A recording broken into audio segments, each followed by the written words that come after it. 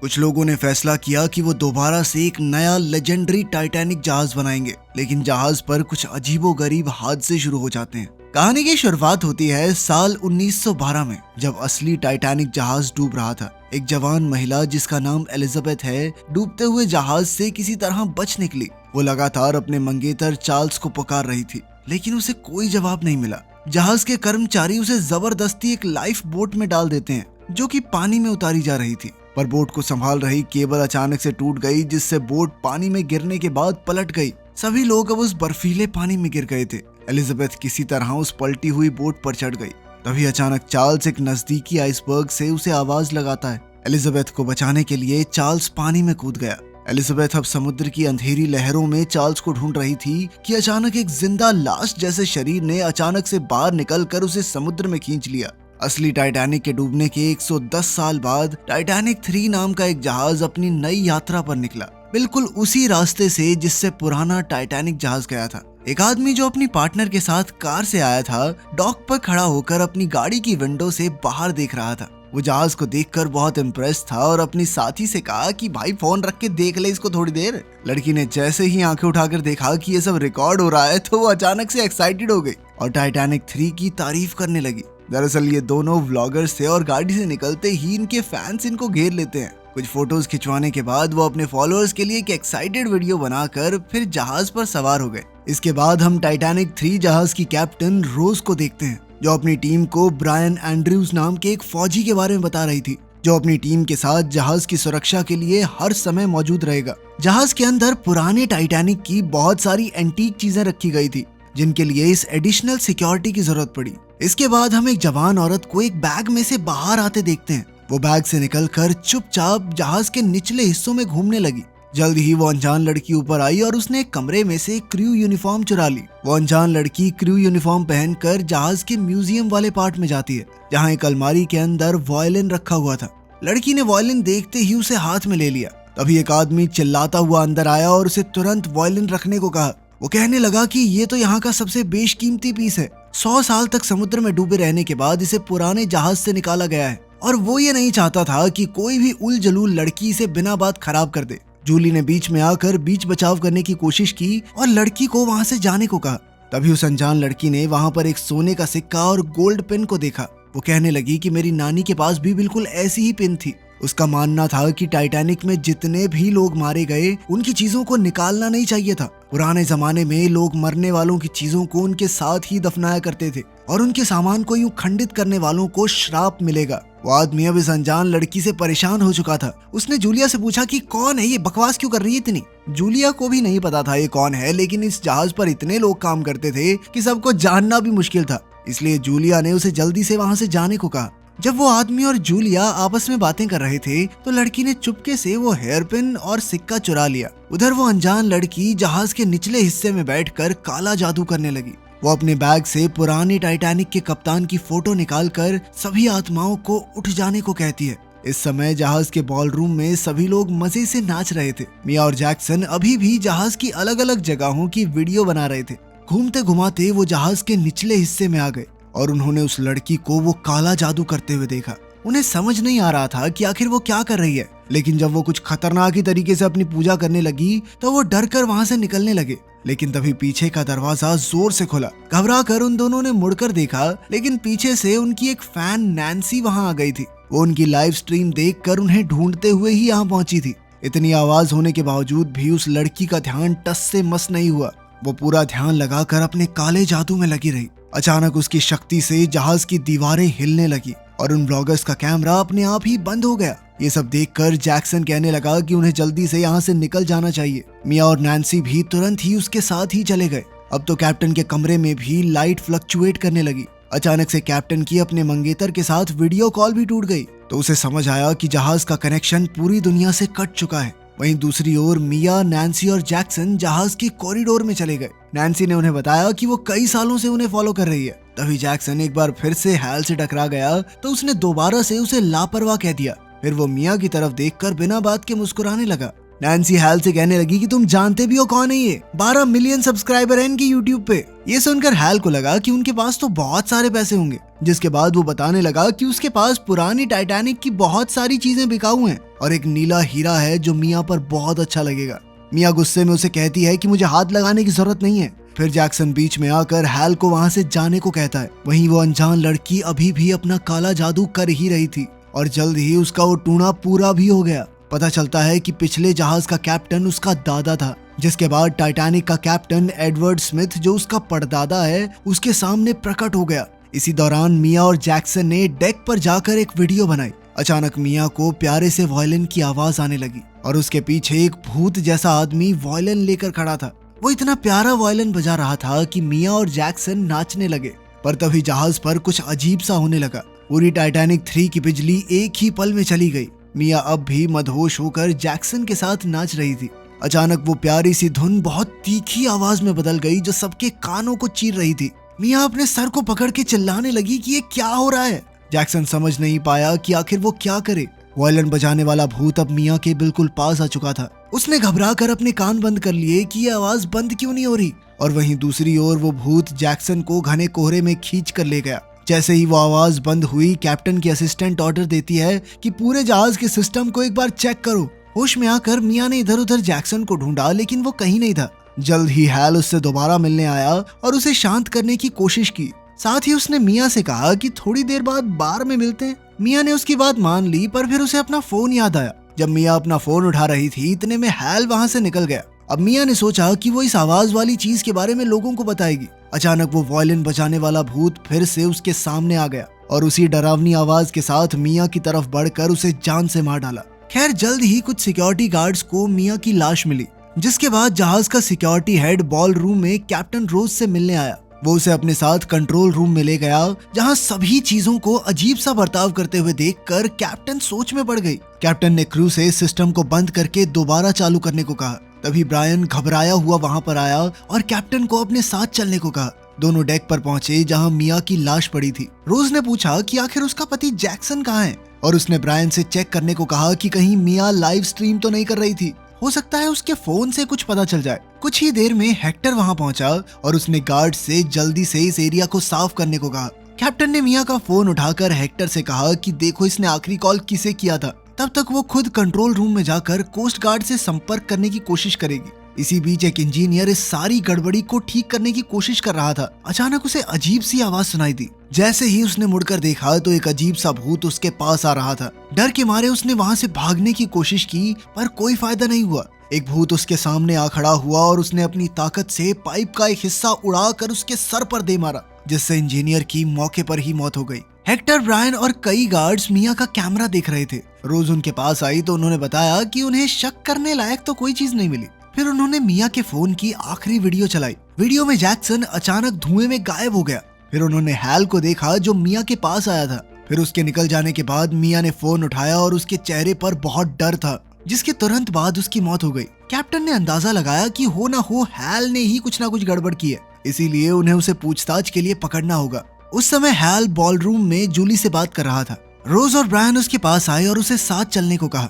वो उसे एक प्राइवेट रूम में ले जाकर उससे बात करना चाहते थे। जल्द ही कैप्टन ने उसे बताया कि मिया मर चुकी है और उसका पति गायब है और हैल आखिरी इंसान था जिसने उसे जिंदा देखा। सीसीटीवी कैमरास में दिख रहा था कि हैल बार बार जैक्सन से झगड़ भी रहा था। हैल ने कहा कि मानता हूँ भाई, कभी कभी गुस्सा आ जाता है मुझे, लेकिन इसका मतलब ये तो नहीं कि लोगों को मारता फिरता हूँ मैं। इस दौरान उस अनजान लड़की ने एक बार फिर से अपनी शक्ति का इस्तेमाल किया और अचानक से जहाज का इंजन अपने आप चलने लगा। जैसे ही कैप्टन को ये महसूस हुआ कि जहाज चलने लगा है तो वो तुरंत ही कंट्रोल रूम की तरफ चली गई। कैप्टन ने डेक पर जाकर देखा कि जहाज तो सच में चल रहा है। वो पार्कर से रेडियो पर संपर्क करने की कोशिश करती है, लेकिन कोई फायदा नहीं होता क्योंकि किसी भी तरह के सिग्नल इधर उधर जा ही नहीं रहे थे। कंट्रोल रूम में जाकर कैप्टन सब पर भड़क पड़ी कि जहाज किसने चलाया, जिस पर असिस्टेंट ने उसे बताया कि सारे कंट्रोल्स लॉक हो चुके हैं। उन्होंने कैप्टन के कहे मुताबिक सिस्टम रिबूट भी किया, लेकिन कोई फायदा नहीं हुआ। ये कोई और ही शक्ति है जो इंजन्स को चला रही है। अब ये जहाज उसी आइसबर्ग की तरफ बढ़ रहा था जिससे पुराना टाइटैनिक जहाज टकराया था। कैप्टन रोज ने सबको जल्दी से इसके पीछे की वजह ढूंढने को कहा। वो जल्द से जल्द जहाज को रिवर्स ले जाना चाहती थी। डेक पर ब्रायन उससे मिला और वो दोनों इंजन रूम की तरफ गए। उनके जाते ही जूली और मिसेस स्ट्रॉस नाम की एक औरत डेक पर आई, जब मिसेस स्ट्रॉस वहाँ अकेली थी तो एक औरत ने उससे कहा कि ये नेकलेस बहुत अच्छा है आपके गले में। मिसेस स्ट्रॉस ने धन्यवाद कहा, लेकिन जैसे ही वो औरत पलटी तो वो एक भूत निकली और उसने उसी नेकलेस से मिसेस स्ट्रॉस का गला घोंट दिया, क्योंकि ये नेकलेस कभी इस भूतिया औरत का हुआ करता था। ये उन्हीं लोगों के भूत थे जो उस दिन टाइटैनिक पर मारे गए थे। उधर इंजन रूम में कैप्टन रोज उस गड़बड़ी को ठीक करने की कोशिश कर रही थी। तभी अचानक इंजीनियर की लाश उसके सामने आ गई। घबरा कर उसने पार्कर से संपर्क करने की कोशिश की, लेकिन रेडियो फिर से नहीं चला। ये औरत पागल है क्या? इसको समझ नहीं आ रहा सारे सिग्नल जाम हो चुके हैं। कहाँ से बन गई है कैप्टन? पागल सी। रोज जानती थी कि उन्हें जल्दी से इंजन को बंद करना होगा वरना वो फट जाएगा, लेकिन सिस्टम पूरी तरह से जाम हो चुका था। कोई चीज काम नहीं कर रही थी। ब्रायन ने देखा कि इंजन इतना प्रेशर नहीं झेल पाएगा, वो जल्द ही फटने वाला था। इसीलिए उसने रोज से कहा कि उन्हें यहाँ से निकलना चाहिए। ये देखकर कि ब्लास्ट होने ही वाला है, ब्रायन ने जल्दी से रोज को उठाया और इंजन रूम से बाहर ले गया। दरवाजा बंद होते ही एक जबरदस्त धमाका हुआ जिससे पूरी शिप हिल गई।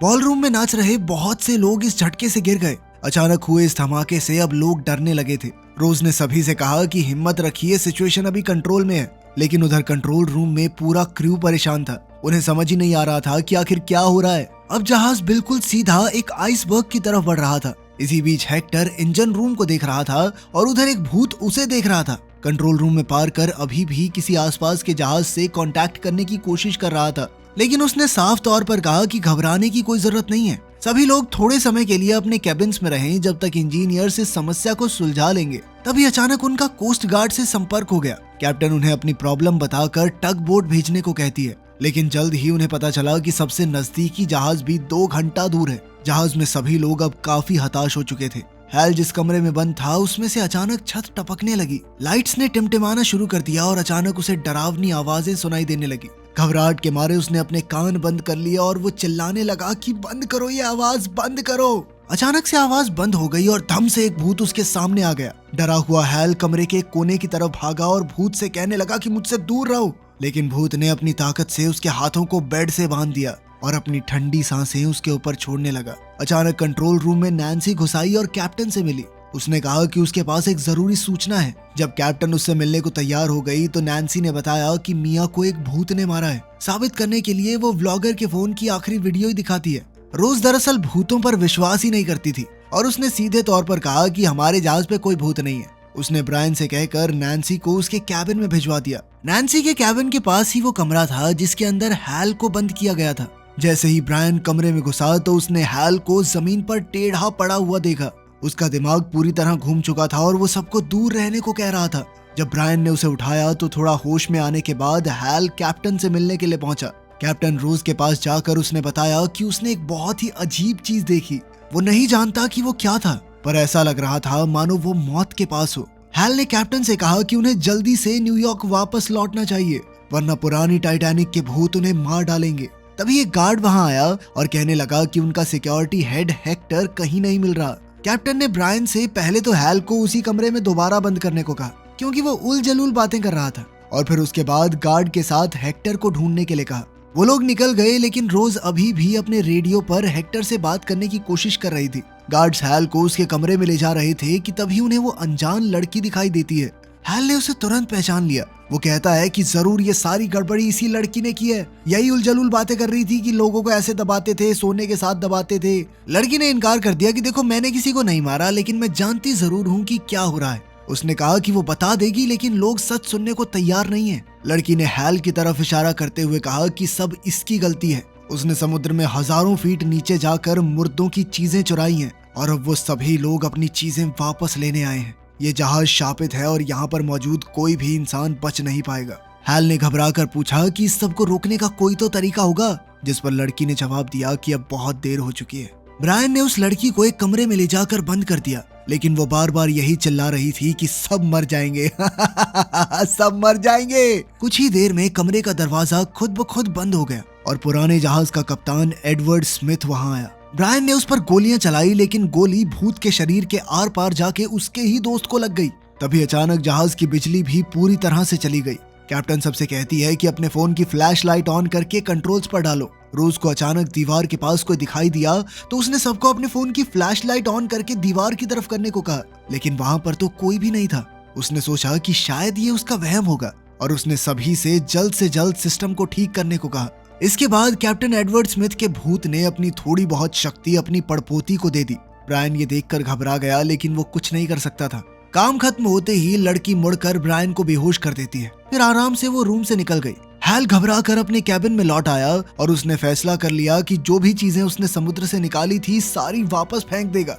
शांत होने के लिए वो बाथरूम में जाकर मुंह धोने लगा, पर तभी अचानक उसे मिया का भूत दिखाई दिया। ब्रायन ने होश में आकर देखा कि उसका साथी जिंदा है। वो उसे वहीं रहने को कहकर मदद मांगने के लिए बाहर चला गया, लेकिन उस गार्ड ने उसकी बात नहीं मानी और पीछे पीछे आने लगा। लेकिन जैसे ही वो कॉरिडोर में पहुंचा तो एक भूत ने उसे मार डाला।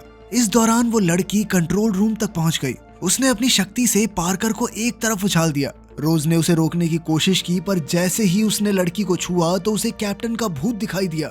इसके बाद लड़की ने रोज को धक्का देकर वहां से हटा दिया और टाइटैनिक 3 को उसी आइसबर्ग की तरफ ले गई जिससे पहली शिप टूटी थी। कैप्टन गुहार लगाती है कि वो रुक जाए, इससे सभी लोग मर जाएंगे, उसे क्या हासिल होगा।